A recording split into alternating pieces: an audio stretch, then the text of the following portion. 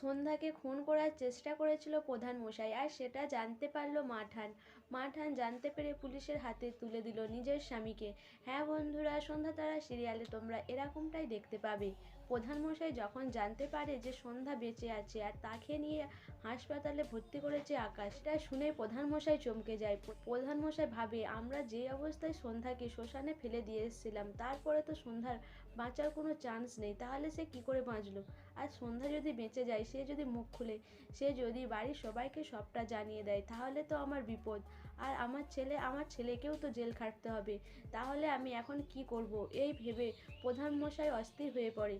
প্রধান মশাই ভাবে যে অঙ্কনকে কোথাও পাঠিয়ে দিতে হবে, না হলে অঙ্কনকে কেউ যদি দেখে থাকে, কেউ জানতে পারে, তাহলে পুলিশে অঙ্কনকে ধরবে, আর আমি বাবা হয়ে সেটা দেখতে পারবো না।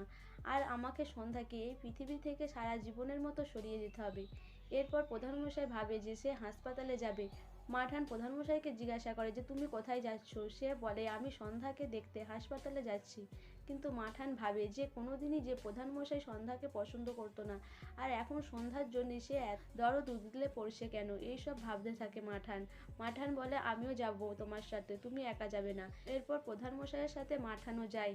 মাঠান ডাক্তারের সাথে কথা বলার জন্য ডাক্তারের চেম্বারেতে যায়, কিন্তু প্রধানমশাই বলে, আমি সন্ধ্যাকে দেখতে যাচ্ছি। এরপর প্রধানমশাই সন্ধ্যার রুমে যায়, গিয়ে সন্ধ্যাকে বলে, তুমি একবার মরতে মরতে বেঁচে ফিরে এসেছিলে, আর এখন আমি যখন তোমাকে মেরে ফেলার চেষ্টা করলাম, আবার বেঁচে ফিরে এসেছো, কিন্তু আমি তো তোমাকে বাঁচতে দেব না।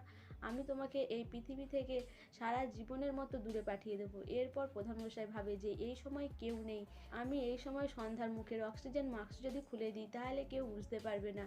এই ভেবেই যখন প্রধানমশাই সন্ধ্যার মুখের অক্সিজেন মাস্ক খুলতে যাবে, সেই সময় আকাশ আর তার মা চলে আসে।